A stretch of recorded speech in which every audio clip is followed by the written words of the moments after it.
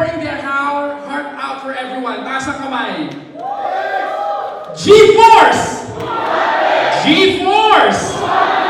Alright, now we are about to take a 30-minute break. So please come back after 30 minutes. At the back, tignan po natin, we have a G-Store. Take a look at there, sa likod, G-Store. There's a lot of things na pwede natin mabili doon. Something like this, shirts, and a lot of tools for our businesses. So we'll pause for 30 minutes, get your snacks outside, and be back here after 30 minutes. I'll see you again, guys.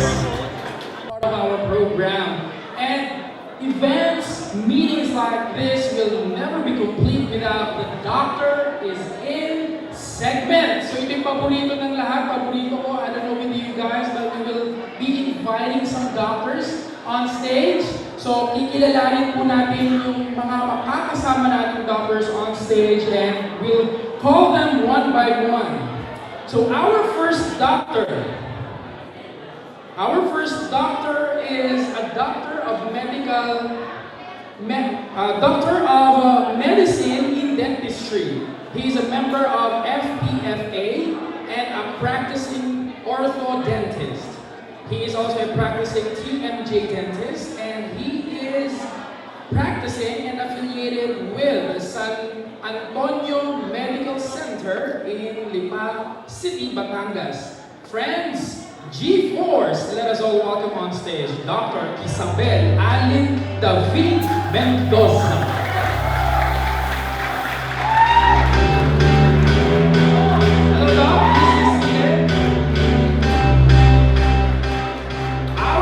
Doctor is an Otorhinolaryngologist, head and neck surgeon, BSMT, UST Medicine, USTH Diplomate, member of the Philippine Board of Otorhinolaryngology, head and neck surgery, a fellow of the Philippine Society of Otorhinolaryngology, head and neck surgery. He is also affiliated with Metropolitan Medical Center, Fedel Mundo Medical Center, Hospital of Infant Jesus.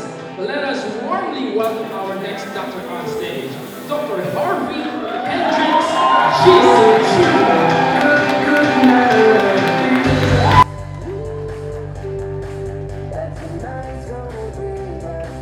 Hi, Doc. Good to see you. And our final esteemed doctor is an ENT, otolaryngologist, head and neck surgeon, medical doctor since 1981. Expertise, rhinology, nasal and paranasal surgery, allergy, snoring, and obstructive sleep apnea, head and neck pathology, endoscopic sinus surgery, hospital affiliations, St. Luke's Medical Center, Quezon City, and Global City. Put your hands together for Dr. Hill M. Vicente. We will wait for Dr. Vicente. So, please be seated, doctors. Hinihintay natin for the meantime si Doc Hill. So this part will be, a conversation with our esteemed doctors. Hindi po ako doktor, kaya ang hirap basahin yung mga terminologies here. But what I love with this segment is we get to be informed, right? Nalalaman natin from the perspective mismo ng mga doktor. So, ang unang-una natin gusto malaman is from our doctors here in stage is why did you choose to join Kayani? So, do we have another microphone for our doctors? Okay, so we'll wait for the microphone. Nahin natin si Dr. Alyn. Magandang hapon po sa inyong lahat. I'm Dr. Alyn Mendoza from Lipa City, Batangas. I'm a practicing dentist.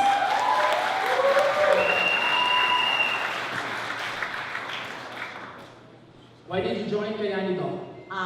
Firstly, I joined Kayani because I am a friend of Sir Bong Escobedo. And when he went to Lipa, he asked for an appointment and he presented me the opportunity. at first I looked at the product, but then I got to look at the opportunity also, and I liked the opportunity, so I took the plunge. That's amazing. Doc Harvey, why did you join Kayani of all the companies out there?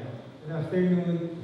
So, I first joined Kayani for the products also. So, I first used the products myself to gain more confidence to share it further with my patients. And then, Dr. said the opportunity comes with the product also. Amazing. Nakakatawang pakinggan kapag yung opportunity strikes you down to doctors. So since nabanggit ni Doc Harvey here na you're taking the products, ano yung any experience that you can share with everyone in the room regarding the family experience with Kayani? Most prominent improvement na napansin ko sa Kayani, yung energy level ko kahit puyat, pagod, iba yung tama sa akin. Before, I take the nitro before I go on jogging on the village. Iba yung air intake ko, parang bilis ko. So yun yung parang sa akin. You're into sports, Doc? Hindi naman, talagang ano lang. Dadagdagan lang yung energy because of Kayani. That's amazing. Wonderful. Lakpakan namin. Doc Alyn, any experience, family experience with Kayani you can share? My husband has been suffering from gout for a couple of years.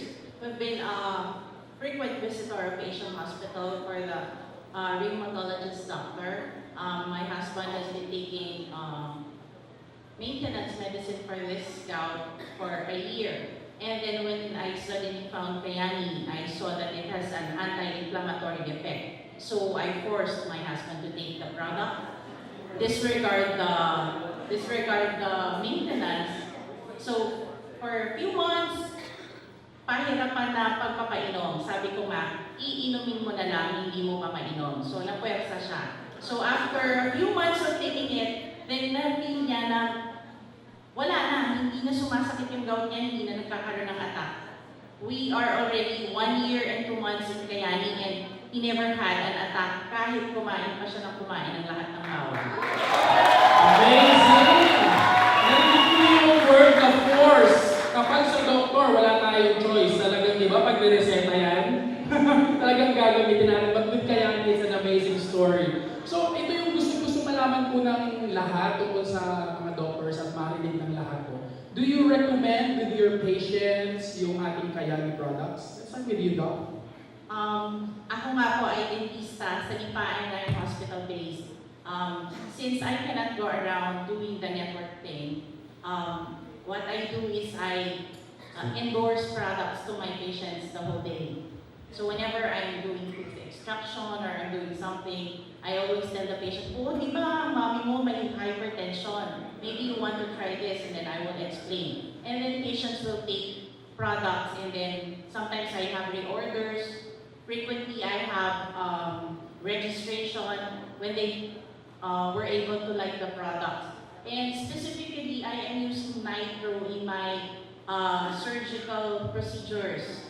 Kasi I have found out na instead of using the one that we use normally, the one that dentists use normally when doing surgical procedures, after the procedure is to cleanse the socket with betadine. Yun yung normal. Yun yung araw-araw na pangyayari ng buhay namin bilang dentista. But then when I got into Kayani, I'm using nitro. So, ang normal procedure ko na wisdom tooth surgery na ang downtime is 5 to 7 days ang normal, na shorten ng 3 to 4 days using nitro. Amazing! That's a powerful story. And malaking bagay po sa pasyente na 3-4 na araw lang namamagay yung mukha niya instead of 7 days. Galing ko. Si Doc Harvey, do you recommend Kayani to your patients? Yes, I usually prescribe also the Kayani products to my patients and I receive good response. So for example, sa mga pasyente kong hilo with vertigo, they usually have good response to sa sunrise and the nitro. And sa mga pasyente na may konting paghina ng pandinig or pag may ugong sa tenga, Yung iba, yung isang pasyente ko, ang ganda ng response sa nitro. After taking nitro for 2 to 3 weeks, may 10 decibel gain on a 50-year-old. Hindi na masama. So, that's a good one.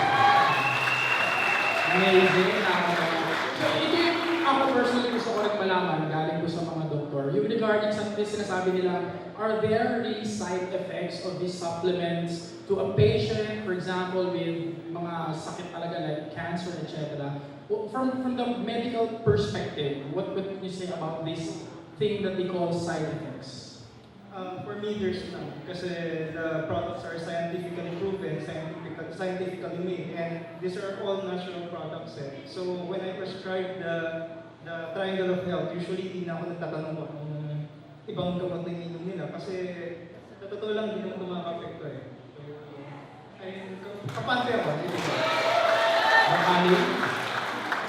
For me kasi that's the usual question that my patients ask whenever I endorse the product to them. They will ask me, Doktora, meron po bang side effect ito? Sabi ko, wala, it's natural. It's all organic, it's all natural. The only side effect is gaganda yung pakiramdam nyo. So, that's what everybody is doing. So, confident na, doktor na nagsabi lang, it's all natural, it's very safe, no side effects. So, another question, last question for our doctors here before we move to the next part of the segment is, what is your favorite Kayali product? And just tell us simply why. The Harvey. For me, I'm biased eh. I'm all for the nitro. Kasi, Nitro! Which one, the extreme or just the nitro? the nitro, specifically for me, the extreme. The extreme. Yeah, kasi iba talaga yung effect na nagagawa ng nitric oxide sa katawan. So, alam naman natin na pag tumatanda tayo, bumabawas or bumababa yung nitric oxide sa katawan. So, ito lang yung tanging paraan para makabawi. That's good, that's good. Alright. Doc Alyn, what's your favorite Kayali product? For me, it's the nitro also because that's the one I'm using in the clinic directly to the patients. It promotes faster healing in the wounds ng patient ko. But for my husband, ang favorite niya is sunset. Kasi doon nawala yung gout niya. Alright, thank you. I believe we already have Dr. Hill in the house. So can we call Dr. Hill? Vicente, palakpakan natin. He's already in the house. Dr. Hill Vicente.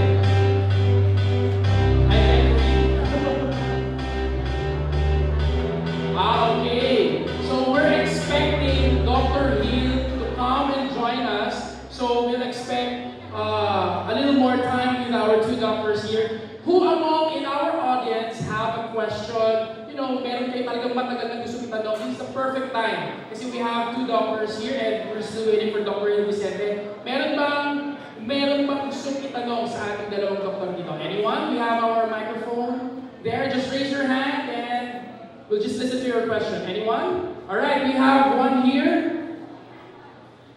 Do you have an extra microphone? For the meantime, I'll give this. Alright. What's your name, ma'am, and where are you from? Lourdes Panma from Isabela. Lourdes of Loida. Isabela. So, hit your question. Ask ko lang po, may pasyente po kasi kaming bago lang na-discover na may bukol dito sa suso. Pinicturean ko rin po siya. Namumula na po dito sa ibabaw niya. Ngayon, ang tanong niya, yun daw po bang bukol niya sa continuous process na pag-take niya ng Kayali is pwede daw po bang mahinog or pwedeng mawala? Alright. Your question is for Doc Harvey. Regarding sa bukol or breast cancer, breast tumors, specifically the sunset, yung omega-3 fatty acid with the tocotrienol, merong recent study na ginawa, recently published, April of 2018. So, gumawa sila ng study sa mga pasyente na may bukol together with the conventional treatment. And then they found out na itong mga pasyente na to, mas gumaling sila together with the supplementation of the omega-3 and tocotrienol. So, to answer the question, makakatulong ito.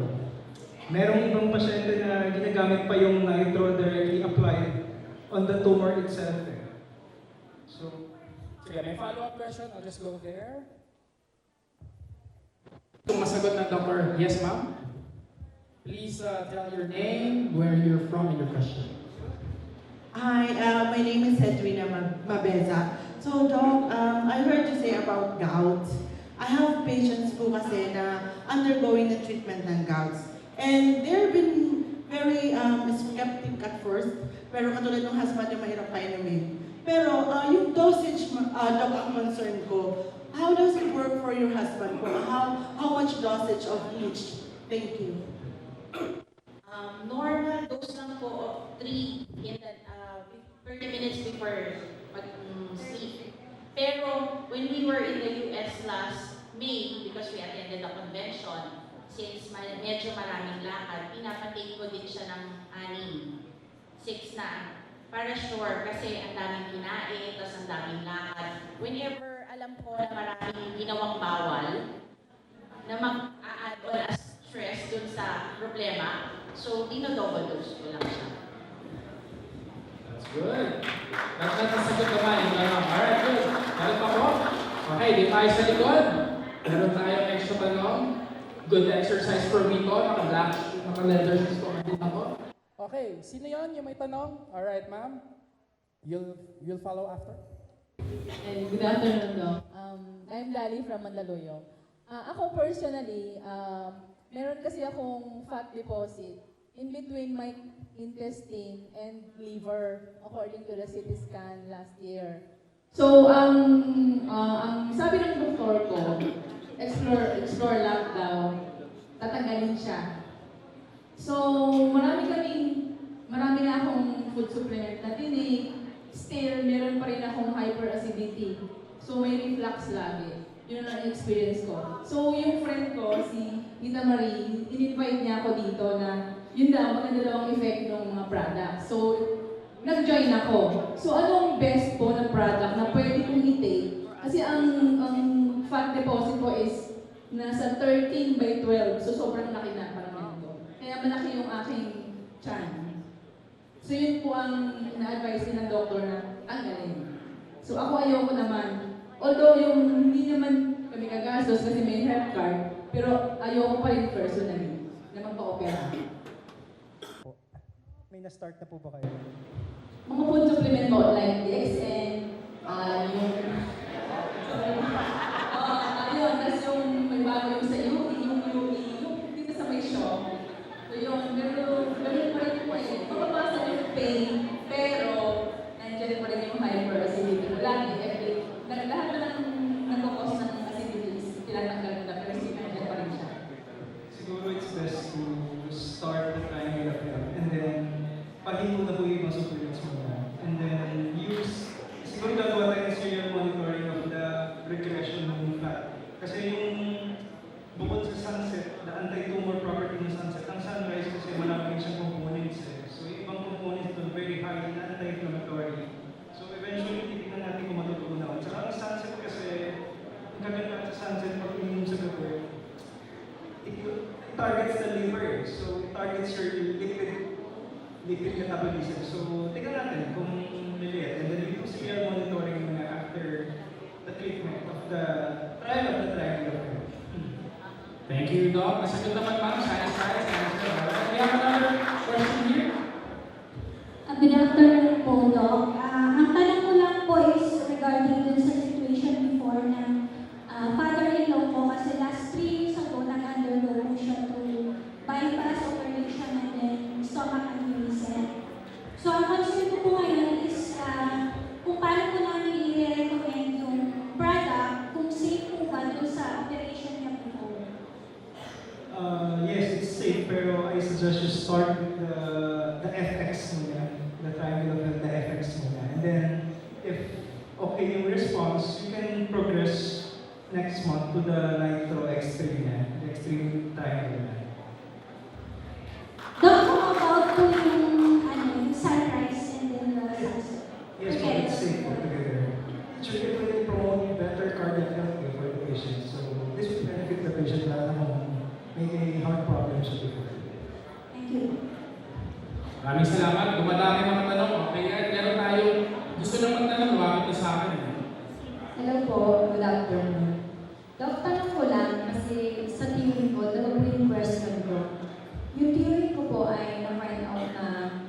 bukod po siya sa leeg, lymphoma. And ngayon po, dinadialysis siya kasi hindi siya makaihi. And then, kinikemo siya, pero hindi binigay ng doktor ng space, space, basta pinakemo na po siya. So, naglakas yung loob ko na ipaliwanag sa anak sa loob ng hospital, pinuntahan ko siya. And pinadoses ko po siya ng 5 drops muna unti kasi marami siyang sabit sa katawan. And then, sinunod ko lang yung tamang prosedur na ng unti-unti. 7 days trial pa. So, ngayon po yung creatinine niya, bumaba siya ng 400 naging 213 in just parang 2 weeks. And then, sabi ko sa akin minsan, baka mahihingi yung tulong yung option yung pwedeng magtanong ko sa ibang doktor kasi yung sunrise natin is napakagaling niya. So, yung antioxidant, nalilinis yung mga dugo natin, so mga system ng mga chemicals. So, ngayon, pinadouble ko yung kanyang sunrise and pinamonitor ngayon na ipinatigil ko na yung pagdadialysis niya. Doktor din po yung nagsabi sa kanya. So, ngayon po, yung tanong ko po kasi bumaba ng creatinine niya and decide, lumakas-lakas siya ng konti, malaki pinagbago. Doon po sa pag nag-i-chemo siya, in-explain ko po sa kanya na kasi matapang yung chemo, ang sabi ko po sa pinsan ko, kung i-chemo siya ngayon, huwag mo na siyang painumin ngayong araw na to, bukas na lang. Kasi may nangyari sa akin na yung isang kinikemo ay nagsuka. Alam mo, dahil sa chemo. So, ayaw ko masira yung loob ng turing ko, kaya sabi ko, kung ikikemo siya ngayon, bukas na lang ulit siya painumin. Tama po ba yun? Kung pasyente ko po yung nag-chemo, I would suggest na to continue the trial of it. Kasi the chemo drugs are very toxic to the body. So, by taking the supplements, it will help you also clear the toxic byproducts of the medication. So, it will definitely help you. Isa pa po, meron po akong customer na may lupus yan. So, malas yung paa, malas yung mukha. May kasunod siya ng bukol sa ibabaw ng kidney. May tubig yung baga, baga yung puso. So, hindi ko ito in-explain sa kanya na walang pwersa kung may iwan yung 7 days trial pa. In just 2 to 3 days lang, nawala yung lahat ng manas, naging active siya, nakapag-general healing, lahat okay siya. Pero nitong Pasko, kasi nagtrabaho siya ng mga pa-order ng mga pagkain, namanas uli yung kanyang mukha. So, ilang isang ko siya na makapaglob siya ng ilong niya para hindi niya ma-absorb yung mga inaamoy niya kasi bawal sa kanya ng pagkain. Kaya lang, ang nawala sa kanya yung manas ng katawan niya, pero yung mukha niya, still manas pa din. Paano po yung tamang pwede ko gawin procedures na naman? Kasi pag namamanas kasi maraming pinanggagalingan. So basically, sobra yung retention of water. So number 1 factor kasi we have to do some laboratory testing to test for the liver function, for the kidney function. So habang pansamantala ko, mahirap pong sagutin kasi marami ko talaga pinanggagalingan yung manas. So let's see po, kung nakita natin yung pasyente. Alright, maraming salamat po, Doc. Maraming pang tanong pero wala na tayong oras. So, tatawagin natin on stage. Nandito na po si Doc Vicente. Palakpakan po natin. Otherwise, maraming tawagin sa on stage. Para kasama po natin dito. So, meron tayong testimony din. After listening to a lot of questions, we have Doc Vicente here also sharing yung mga tinanong natin sa kanila kanina. So malalaman natin ngayon from Doc Vicente. Palakpakan po natin.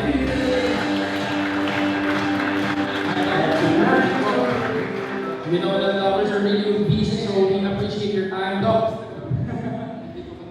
Tinanong namin po Doc kanina, ang ating mga doktor kung ano yung kanilang experience, family experience with Kayani. So, first question, Doc, why did you join Kayani and what are those family experiences with our Kayani products?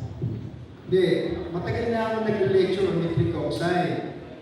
So, I've known this for several years now because of my readings. Tapos finally, Mr. Yolo Lopez came to me Nag-aaliw yung aking mata ko. Lecture ako ng lecture, pero wala akong wala akong alam kung meron tayong treatment, kung meron nitric oxide elsewhere. Eh, nung in-offer sa akin itong nitric oxide, bigla nagliwanag yung ating mata, may treatment tayo sa So it was a revelation which I continued para talaga makita natin talaga effect nito ng nitric oxide sa mga pasyente natin. So, talking about your patients, do you encourage, recommend diuretic products to your patients now? Oo. To the point na talagang inaano natin. Pero siyempre ako ako yung type na shy type talaga. Hindi ko masyadong i-endorse because I believe siyempre pa rin with a streamline kung ano yung usual na binibigay. Pero pag talagang hindi na gumagaling, then I offer this kind of treatment. So because I believe that this kind of treatment is also needed as part of the treatment for example, yung kasi in my field, I'm known as the rhinologist. Pag rhinologist, yung sa ilong kami nagsisimbre, yun ang aking specialty. Kung kaliwa at kanan, hindi ko pa natitignan kung specialize ako sa kanan o sa kaliwa. So, yun ang ating mga experience. So, pag nagtanong sa akin ng pasyente ko, parang hindi ako gumagaling talaga. O sige, ito po i-offer talaga yun. So,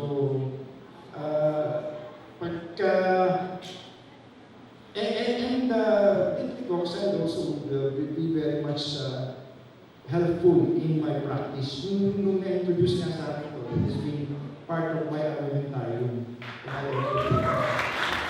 So I believe nitric oxide or nitro is your favorite among all diuretic products. That's your favorite. Alright? So I believe, Doc, you have a module to share to everyone. Kaya 3 oras ng lecture. 3 oras na po from Doc. So once again, we would like to thank our 2 doctors here. Palakpakan natin Dr. Isabel, Dr. Harvey.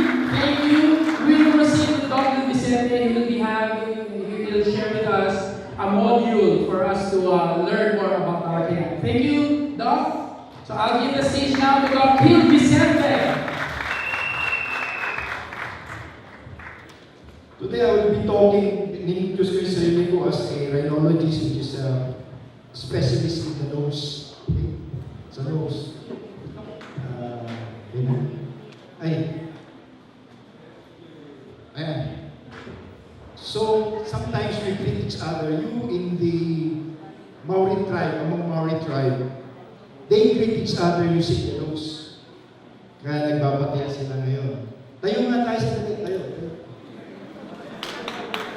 Gayahin natin sila, gayahin natin. Hindi yung mga mag-boyfriend na, mag-girlfriend na, pwede na siguro gayahin, no? Pero may time kayong tabi mo, gagawin mo, di ba? Sino gagaya? Honky. Mag-honky-an tayo. Ay, sige, sarap. Thank you. Medyo nag-isip na siguro kayo. So I'm a Dr. Vicente. I'm a Chief Rhinologist in St. Luke's Medical Center as well as OHNS Memorial Medical Center. Pag kayo po pumunta po sa OHNS o sa St. Luke's, okay? Ang consultation ko medyo mahal, pero pag kayo pumunta doon, libre. First 5 minutes, libre. First 5 minutes. Question, what is the very first organ ever? It's the nose. Because in Genesis 2 verse 7 says, "And the Lord God formed man out of the dust of the ground and breathed into his nostrils the breath of life, and so man became a living soul." So, nose talaga yung kailangan. Yan ang unang organ na nasa sa Bible. So, so it's the nose. So, but suppose we did not have any nose at all, it would have looked like this. Gusto ko ba yung ganito tayo? But ever since we committed the first original sin, we started to sneeze. Okay? We started to have clogged nose. And we started to have itchiness. and nasal discharge. Has been there for a long period of time. Usually, pagka na gano'n, nagsisimula yan sa nung bata tayo, ito tawag tayong allergic marks. At the very on instant, nung ano kayo, pwede kayo allergic kayo sa gatas na binibigay sa inyo. So, may GI allergy. Later on, pwede kayo nagkakaroon ng rhinitis or atopic dermatitis. And as you grow old, meron na tayong asthma. Magkakapatid lahat yan. Okay? And all of these, o magkakapatid, o magpipinsan, o basta magkakamag-anak yan. Once you have this kind of problem, you may probably have asthma. And they say that if you have asthma, 40% of the time you have rhinitis, and 40% of rhinitis patients have asthma. Okay? Sino may asthma dito? Sino may asthma? Ask my wife. Sino may sipunin? Sipunin. Sipunin. You're coming from what area? You're Tagalog? No. India. Okay. From what part of India? West India is Chennai, Mumbai, Goa, under Bombay. Okay, Bombay. Okay, yeah. So you can understand my Tagalog. A little. Mabuhay. Okay. So the burden of disease, 10 to 30% of the entire population. What's the population of the world? Huh? 7.7 billion, trillion. Okay? So if it's 30%, how many are afflicted? About 30%, about 22 million are afflicted. You belong to this 2 million? Yes or no? No. Swerte kayo kasi nag-nitric oxide kayo. Yay!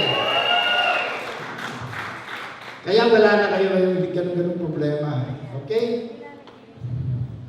So now we want to review allergic rhinitis, recommend treatment of allergic rhinitis. In prevalence, so it has been there for some time. It start with seasonal rhinitis. Pag sinabi seasonal, pag may tulad sa States, pag mayroong pollen, usually pollen is there in during summertime. So there's a lot of pollen, so you usually have congestion. Yeah. What's your name again? Ranch. Romeo Alpha Jack Raj. Romeo Alpha Jazz J. Ranch. Okay, Ranch. Very short name. Yeah. I'm also have a short name, Jill. In the US, they call me Gil. In Europe, they call me Jill. Okay? Dito sa Pilipinas, they call me Hal. Yung mga kasama natin, kasambahay natin, they call me Hal. Kuya Hal, where are you?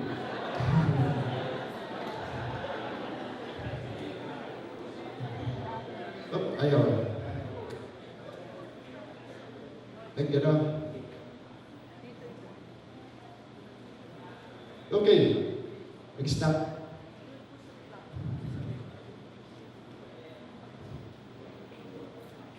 Anyway, so this is allergic rhinitis, and we have what we call this kind of marks just being now, especially now with the onset of the pollution. Okay? So we were able to see the prevalence of allergic rhinitis in the Philippines.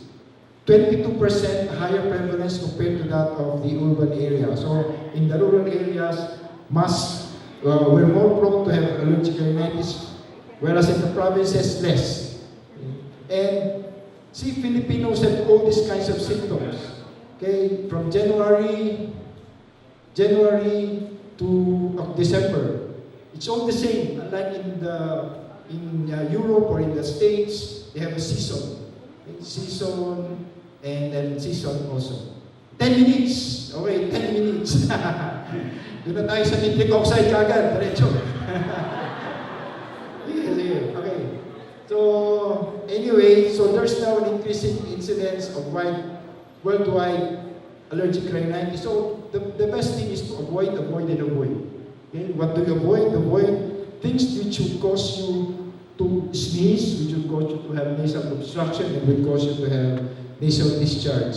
So all of this, okay, we have problem. We're not blessed because we have motor exhaust all over here in the Philippines, especially in Metro Manila. India, in New Delhi, it's very, I was there a long time ago. I enjoy breathing fresh air in Agra. Okay, no more. So this is in Thailand, where they negotiate from their house to the office, and they are exposed to this kind of situation. Protect yourself at all times. That's Manny Pacquiao. In the field of boxing, protect yourself at all times. So when you're in some other field, so use mask, avoid, and always remember, or else you will be knocked out. Okay? Or look like this as well, being in the hospital. Sino na hospital dito? Wala naman, ano? Gagaling nyo because of nitric oxide. Symptomatology. So I've already told that to you. Sneezing, congestion, running nose, watery discharge. Okay, so these are the 4 major symptoms of allergic rhinitis. Okay, meron ba kayo nito ngayon? Do you sneeze, Raj? No. It's because of oxide. Very good. Kaling niya. So even the Pope can have allergic rhinitis. Okay? And it can have a relatively impact on life. And impact on life means that you may become sad, you may become depressed, because you're able to do your function well. Isn't it, Raj? Okay? When you saw people, especially when you go back to New Delhi, you see that such kind of people. Okay? So it is also indirect cause. Aside from buying the medicine, okay, you can also eat some kind of an indirect cause because of some problem. Because you can absent yourself from the office. That's what we call absenteeism. And that's also what we call presenteeism. Okay? Presenteeism, sabihin, present ka, pero wala ka namang ginagawa, nakapaka ka lang doon. So presenteeism means that you're there, but you're not doing anything, that you're not productive. So the government loses money if you are just there without being productive. Okay? So even depression can also happen. Okay? So implication, nasal allergy affects us physically, psychologically, and mentally.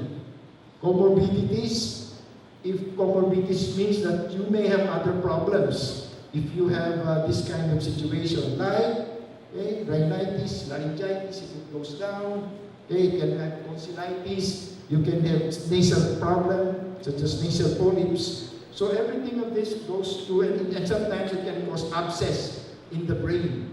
Okay? So that's why if you're this much, okay, you can go to the brain. Okay? Raj, that's your usual hairdo. Yeah. You feel much handsome with bald because it extends up to the back. Okay, so who practices self-medication? Raj, sorry, because you're my favorite now. You like it? Okay, good. Who self-medicates? Ngayon, malamig, ayaw kong pumunta. Lalo na ngayon, kung bakasyon ng bakasyon. Pupunta ka sa doktor, wala naman yung doktor. So you can self-medicate.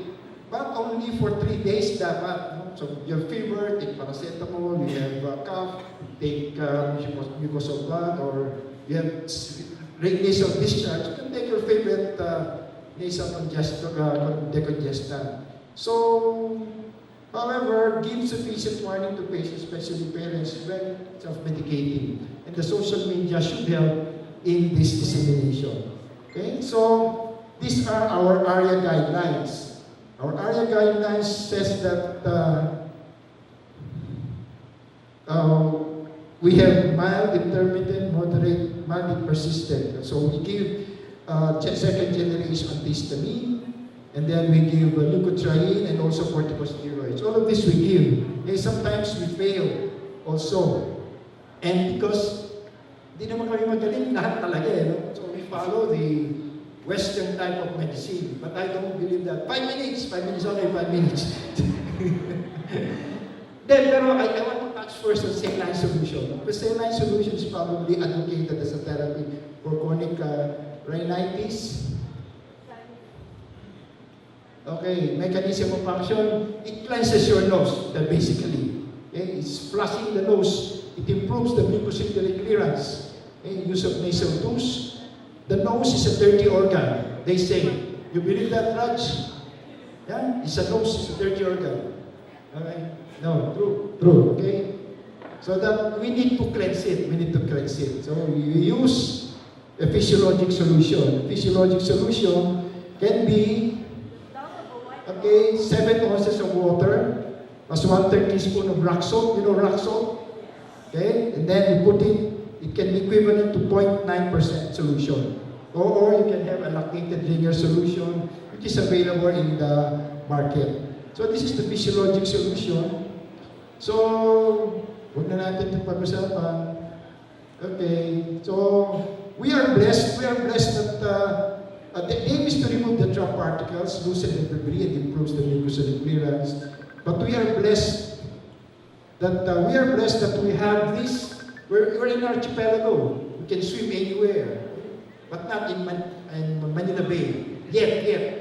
I've talked to Mr. Simato, our environmental secretary. Soon, in June, pwede na daw yung mag-swimming. Gagawin din ng parang buraka yan. Ha? Okay. Tapos nalagyan natin ng nitric oxide doon. Pwede na mag-swimming. So, we have failures. Kaya, minsan, pupunta sa ating pasyente, the patient comes to us and Doctor, wala namang epekto yung mga gamit mo failures. And then sometimes they commit suicide because of the poor impact of life. Okay? So, this is seawater. I won't go through that. But then, just one 3-in-1 package is that when you go to the beach, you're exposed to the sun. And the sun, the skin produces the nitric oxide. Okay? And that's because of the sun exposure. So the more you go to the beach, not just because of the negative ions will be helpful, but because nitric oxide is also produced in our skin. Okay? But likewise, it's also produced in the nose. No? It's also produced in the nose. That's why, pag mababa ang nitric oxide mo sa nose, mas lalo kang sisipunin, mas lalo kang magka-chronic rhinosinusitis, and even nasal polyps. And that's why I give patients who have a post-op, mas matama ang magbigay. O dapat kulang ka sa ganito. Or, sasabihin ko sa kanila, I will tell them that in order not to be operated on, a nitric oxide. Because if not, you will be operated on. You must be operated on. You! Okay, so of course he says, no. Okay, kaya bibili siya ngayon. 3 months kagad yun. Okay, as I told you, nitric oxide are produced within the nasal cavity.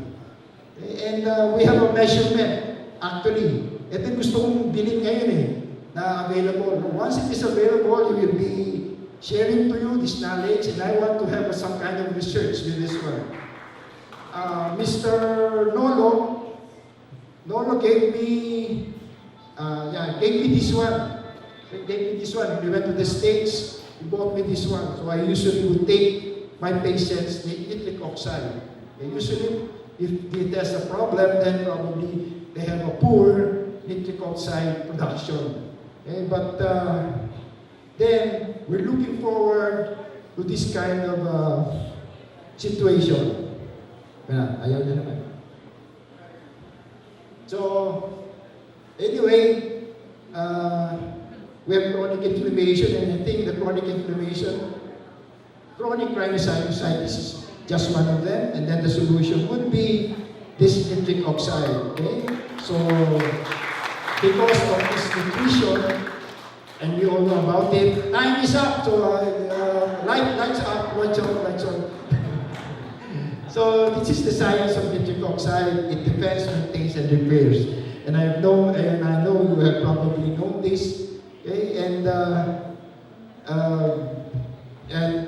ako nagsisimula kasi ako sa this is nitric oxide. A Nobel Prize a molecule in nutrition. Ganun pala yun, okay? So pag it's a Nobel Prize, there's something into it. Okay? And this is health, wellness simplified, and I think this is very important. Okay? And lastly, as I end, treating patients is like a puzzle. Sometimes you don't know what to give to your patient. We have streamlined treatment, but sometimes we fail. Poor doctor. No? So we just don't give antihistamine, we just don't give steroids, we just don't give other things that you can buy, because these are all synthetic, and probably most of the time you may fail. So I have been open to a lot of options, and these options would be nutritional, herbal medicines, and nitric oxide is one of those very important for us. Okay? So there should have been a missing link, okay? And the missing link could be, what's the missing link? Hina. What's the missing link, Raj? Ano yun? N-O. Yung pa sinabi niya, N-O. No. Okay. So, we need some more gripping. Gripping in order to take out the best in us doctors. Most doctors do not know yet about this nitric oxide, but I'm trying my best to inculcate in them the value of nitric oxide, the nutrition, the best nutrition possible for their patient. I have not been lecturing in layman's because I wanted to concentrate first among doctors. And but as a birthday gift to Mr. Manolo, I'm here today. And finally, ano ba ba ang sasabihin dito? Yeah, we want to have an orderly way of treating allergic rhinitis, nasal problem, and all in all, your wellness in general. And lastly, as we open the new year, okay, I would like to pray and hope that always may the force be with you always.